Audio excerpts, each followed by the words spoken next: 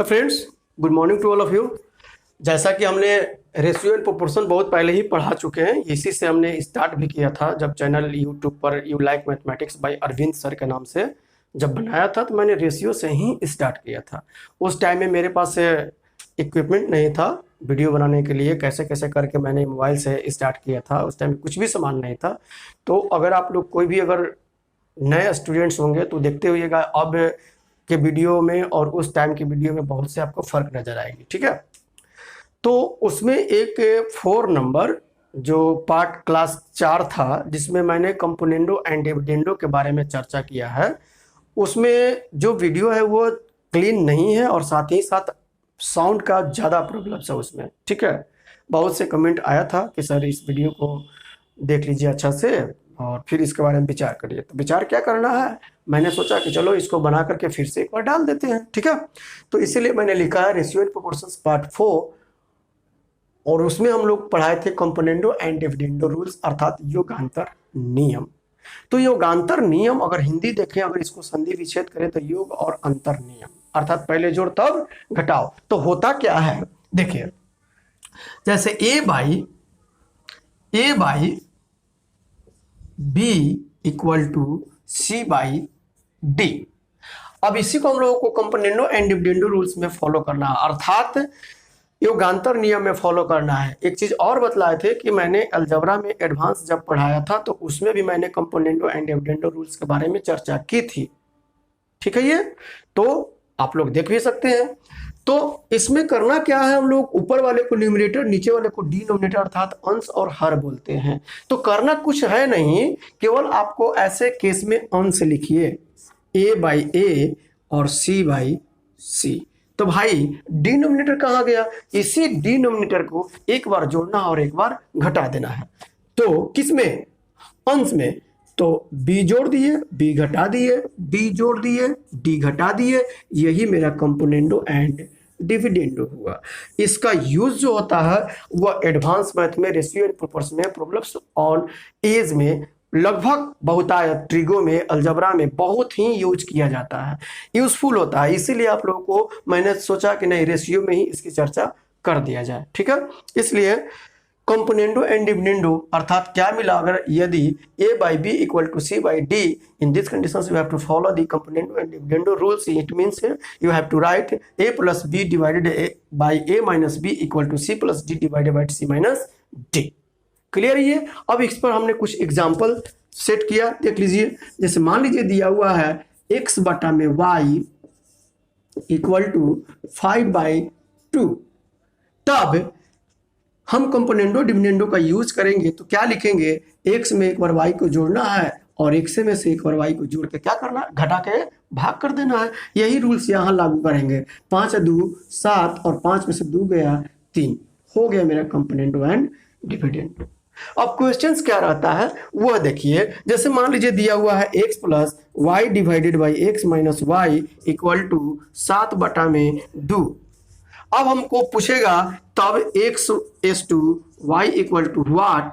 अब आप क्या करिएगा, क्रॉस मल्टीप्लाई करके जाइएगा। हम डायरेक्टली लिखेंगे, क्या लिखेंगे, जानते कि ये कंपोनेंडो एंड डिविडेंडो है, इसलिए directly x by Y equal to 7 2 9 और 7 में से 2 गया 5। आप क्रॉस मल्टीप्लाई करिएगा, क्या क्या करिएगा, जोड़ घटाव करिएगा, इधर उधर ले जाइएगा, मेरा डायरेक्टली आंसर आ गया। आप करके देख सकते हो। ठीक है, तो इससे रिलेटेड क्वेश्चन नंबर 12 से मैं स्टार्ट कर रहा हूं, आप लोग देखें। ठीक है, इसको नोट कर लीजिएगा।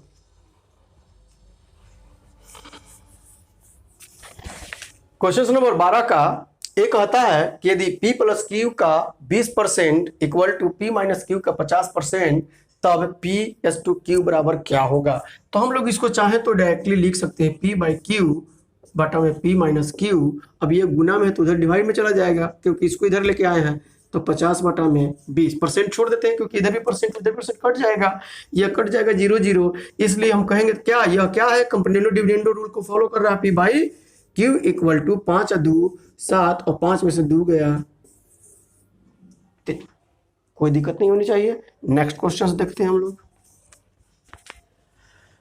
क्वेश्चन नंबर 12 के बी में कहता है कि यदि x plus Y by X minus Y equal to 4/1 तब X square plus Y square S to X square minus Y square का मान क्या होगा। ठीक है, तो इसको देखिए, तो डायरेक्टली अगर हम देखें तो ये है क्या, x बाई वाई बराबर 4 1 5 और 4 में से 1 गया 3, अर्थात x के प्लेस पर 5 y के प्लेस पर 3, यही वैल्यू रख देना इसमें। तो 5 का स्क्वायर होता है 25 और प्लस 3 का स्क्वायर 9 एस टू फिर 25 माइनस 9 और ये हो जाएगा आपका 34, ये हो जाएगा आपका 16।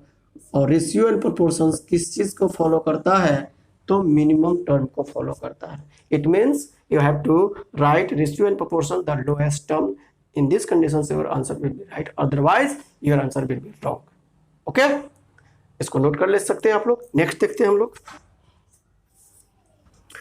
क्वेश्चन नंबर 12 का सी में कहता है कि यदि 3a plus 5b is to 3a minus 5b equal to 5:1 then find the value of is to B.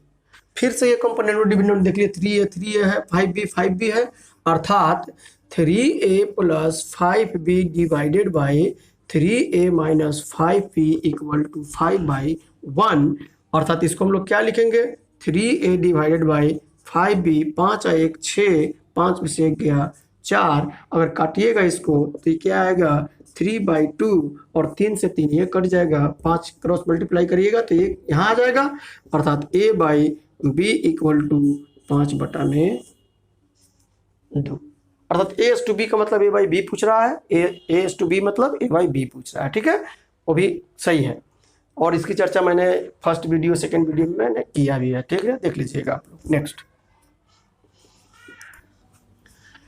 12 के डी में कहता है कि 4a minus 5b divided by 4a plus 5b equal to 1/6 तब a is to b equal to what. ठीक है यहाँ तक। तो यहाँ पर मैंने कंपोनेंडो डिविडेंडो की चर्चा कर रहे हैं और उसमें बतलाए थे हिंदी योग अंतर नियम, इट मीन्स पहले योग तब अंतर, ये उल्टा लिख दिया है। तो उल्टा लिख दिया तो इसको सीधा कर दिया जाए, हालांकि ऐसे भी बनाएंगे तो गलत नहीं होगा, याद रखिए, ऐसे भी बनाएंगे तो गलत कहीं भी नहीं होगा। तो हम लोग सीधा करके बनाए, अर्थात 4a plus 5b divided by 4a minus 5b, इसको उल्टा किए, इसको भी करना होगा।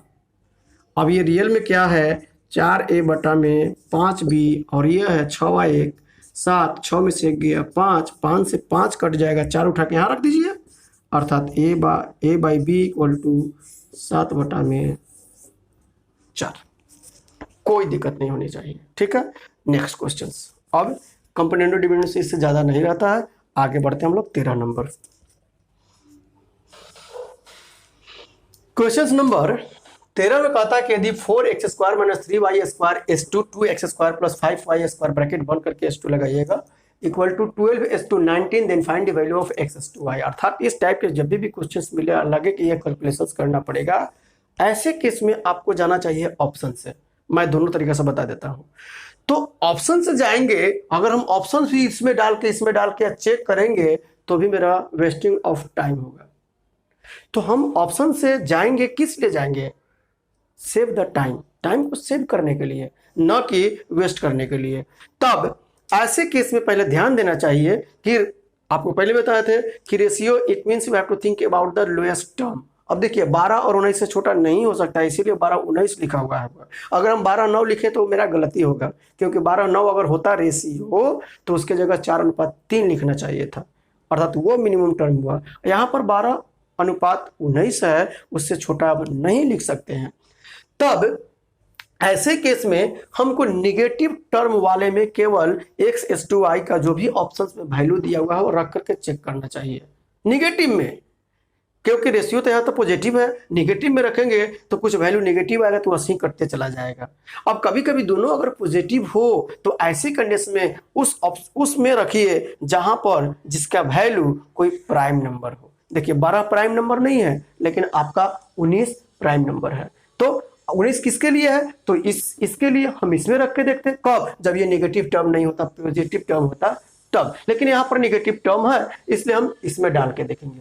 तो अगर मेरा आंसर यही है, यही सत्य है, तो अगर ये रखेंगे तो इसमें रखेंगे तो क्या आएगा, या तो 12 आएगा और नहीं तो 12 के मल्टीपल में 12, 12 दिन 24, 12 दिन 36, कुछ भी हो सकता है, क्योंकि भाग तो लगेगा तो 12 तो आएगा। ठीक है यहाँ तक।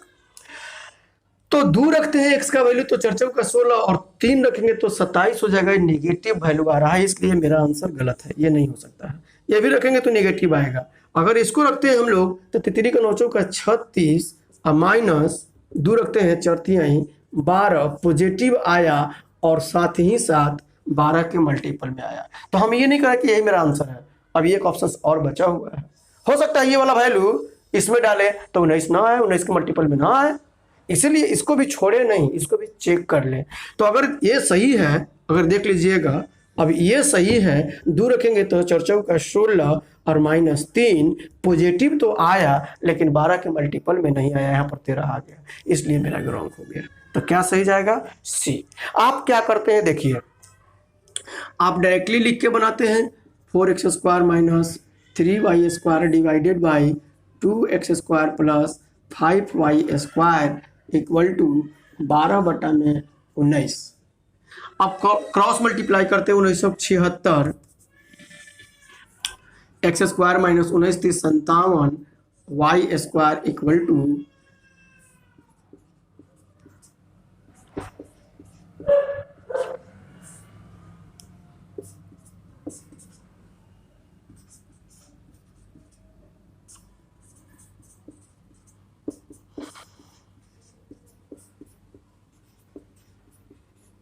कोई दिक्कत नहीं होनी चाहिए आप लोगों को।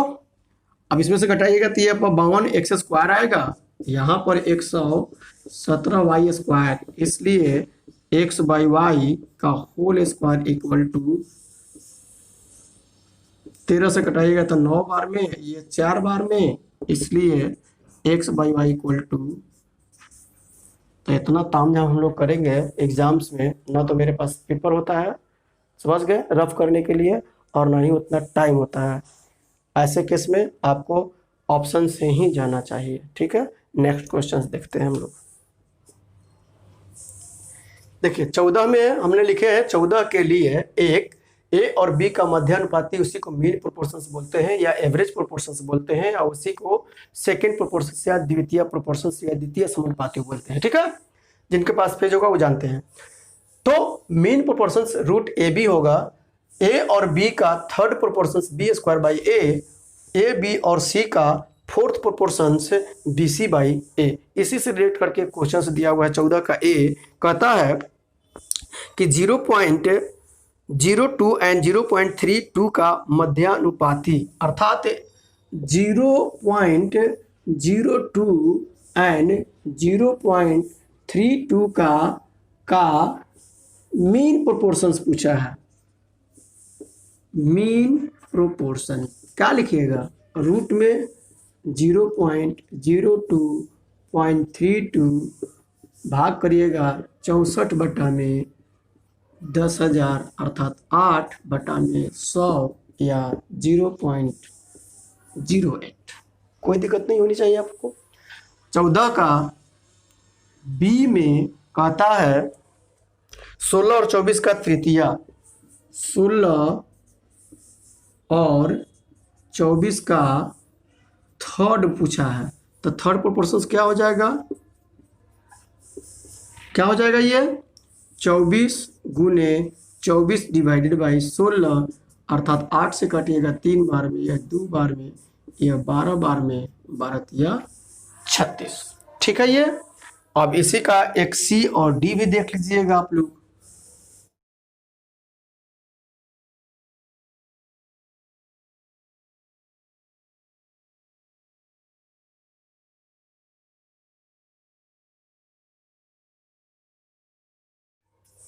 चौदह का सी में कहता है कि 0.2 एंड 0.12 एंड 0.32 का फोर्थ प्रोपोर्शन, 0.2,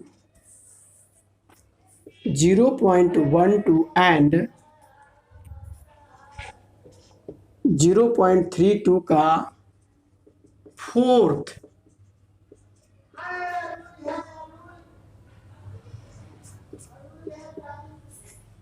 बराबर व्हाट, ठीक है। तो बस बीसी बाई है जानवे करते हैं हम लोग, क्या जाएगा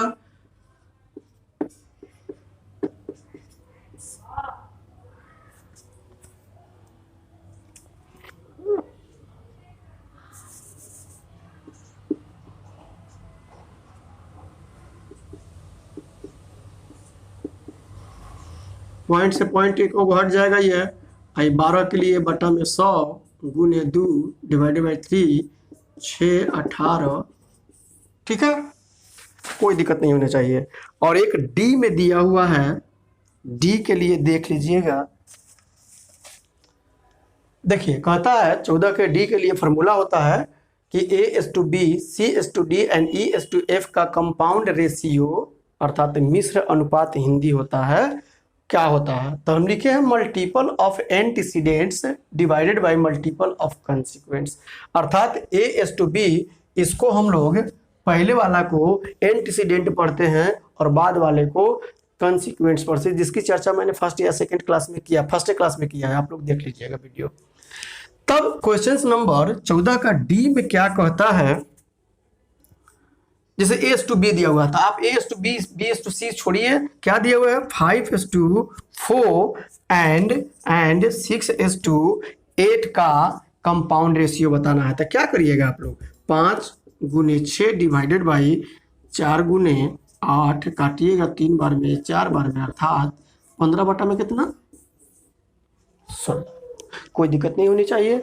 इस तरह से आप लोगों का जो भी प्रॉब्लम्स था, जिसमें साउंड्स प्रॉब्लम्स थी क्लास 4 में, रेशियो एंड प्रोपोर्शंस का दूर हो गया। आप लोग कमेंट बॉक्स में जरूर डालें ये समझ में अच्छा से आया है नहीं आया। और फर्स्ट बार वीडियो देख रहे हैं तो वीडियो को लाइक सब्सक्राइब करना ना भूलें। बहुत बहुत धन्यवाद आप लोगों का, थैंक्स।